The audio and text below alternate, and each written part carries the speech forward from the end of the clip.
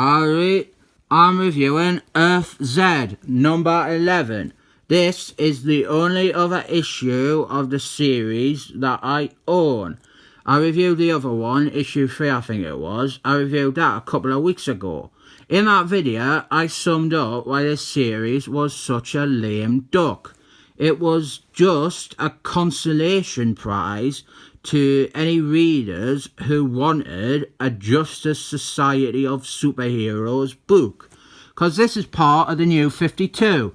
And like most of the New 52, it was DC editorial just bullheadedly refusing to consider what fans actually want. Like, loads of people would have been up for a simple Justice Society of Superheroes book, or a chance to read about some of those characters in other books. Instead, we got this, Earth-Z. It takes some of those characters and it revamps them, it reboots them, it reimagines them. Now they are all hip, young teenagers who really have nothing but names and some design elements in common with the characters people actually wanted to read about. I got this one though because Dr. Fate is on the cover, and I like Dr. Fate, and this is a good cover. It's a nice showcase piece for Dr. Fate, except hold that thought, it is what we call a gatefold cover. And look now, it is twice the size and it has got Miracle Man on. So it has gone from being a good cover spotlighting a single character to a double-sized image with awkward composition. And like usual with gatefold covers, the actual cover here, it doesn't cover the whole comic, it's too short. We start off with a flashback to ancient Egypt, some backstory. And this woman, she's actually the man from the Dr. Fate issue I've reviewed before. Because it is the New 52, they decided to make him a woman. It is the Grinch. And then we cut to the modern day, and he is a man again. And at first here, I saw this, and I got my hopes up. I thought, oh, this is the Flask's wife. You know, that important part of the character and his backstory. That character that people like. But nope, it's not his wife, it's his mum. And then in some more flashbacks, we see how the Grinch got turned green. And then she died and she became a man. And this bit annoys us, because his mum, right, the Flask's mum, despite being in a life-threatening situation here and being captured by a man with power that she probably never even considered existed before, she's still somehow able to articulate herself really well and defeat the Grinch intellectually. There is a Batman Black Knight Returns statue. I would like this, but it is probably dead expensive. And there is the Flask running away, because that is his power doing a run. And I've said loads before, this guy is my favourite Flask, just not this version of him. I hate this. I hate this design because they took away the funny hat, and I hate that they made him into like a teenager with little experience or control over his powers. Like, the appeal for the character, to me, it has always been that he is old, that he's wise, that he's experienced, that he's like a mentor figure. And if you want to tell a story about a teenager getting Flask powers, why on earth are you doing it with an established character that is best known for being a veteran? They are running away from this demon thing, and this kid, that's Dr. Fate, and they have done a race swap. They have made him, I'm not really sure, vaguely black. I don't know really. I am alright with this race swap though. I think I've said that before in another video. I don't think Dr. Fates is a bad character to race swap. It works because you can go back and there are no Dr. Fate stories where his racial identity is important, or where old stories are broken or just completely recontextualized because of it. And the thing is though, all these bloggers writing stupid posts saying, oh, make this superhero black, right? They have no interest in the characters or the medium. They just want to. It's like capture the flag. Oh, make Batman black. Make Superman black. Make Spider-Man black. They don't care about Spider-Man at all. They care about his place in culture. They just want to co-opt the name for their agenda, their racist agenda. Like, so much of that shite about race representation and female representation, it honestly stopped being about equality a few years ago. Now it is just shown off, and it's all wants superiority. They don't want to be treated as equals. They just want it better.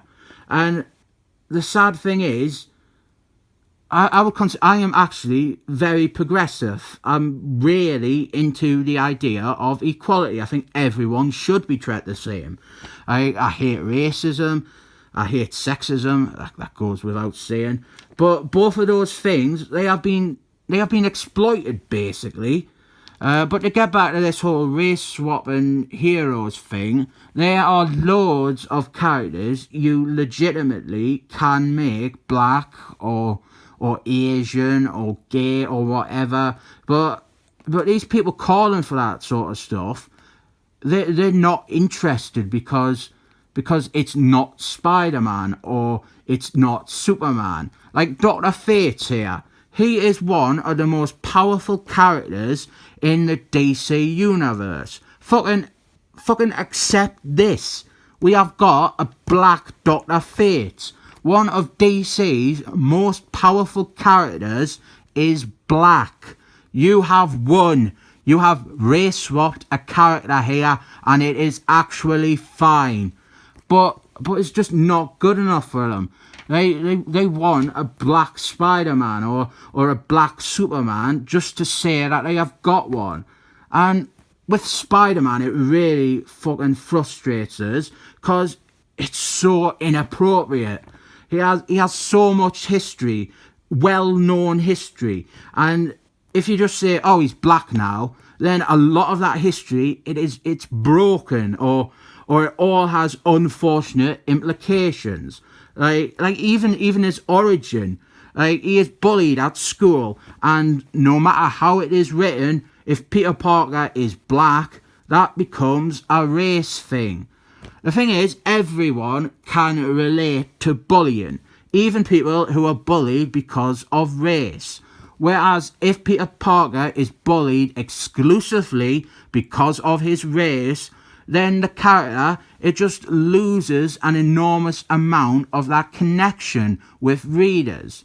And then you've got stuff like J. Jonah Jameson yelling at him.